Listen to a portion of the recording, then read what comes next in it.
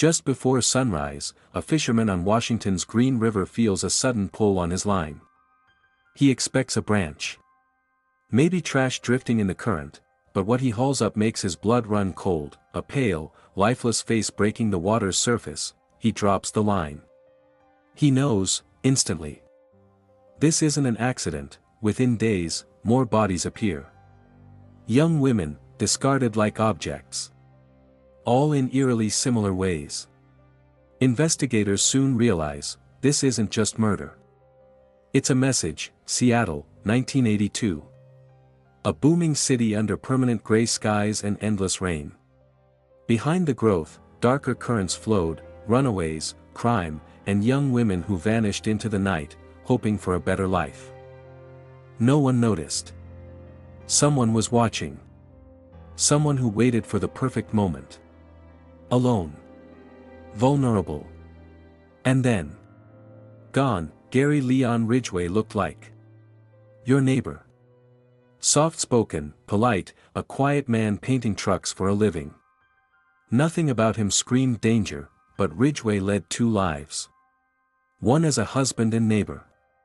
The other as a man driven by a cold, methodical hunger to kill. He later admitted it. Murder gave him a power he never felt anywhere else. July 15, 1982. The first body surfaces. Then another. And another. The Green River, once calm and quiet, becomes a silent witness to horror. Each victim placed with terrifying familiarity, as if the killer returned to the same stage, confident he'd never be caught. The Green River Task Force launched one of the largest manhunts in U.S. history. Detectives, analysts, and forensic experts worked around the clock, following leads, interviewing hundreds, mapping victims, timelines, and locations, but every time they thought they were close, Ridgway changed his methods. It was as if he was watching them. Ridgway picked women society overlooked, runaways, sex workers, teenagers wandering alone. He once said, they wouldn't be missed. But they were. Each victim had a story, a family, a life cut brutally short. And with every disappearance, fear spread across Seattle. Ridgway wasn't invisible. He was interviewed by police multiple times, answered questions politely, passed polygraphs. Detectives later said, meeting him was like shaking hands with a ghost, standing right in front of you, yet slipping through their fingers. Victims were discovered deep in forests, hidden under leaves, logs, and branches. Ridgway admitted returning. Sometimes days later, when asked why, he said, because I could. Because no one ever stopped me. By the late 1990s, the case had gone cold. But science hadn't. DNA testing advanced, and detectives retested evidence from 2 decades earlier, and then a match. Gary Ridgway. The same man they'd questioned years ago.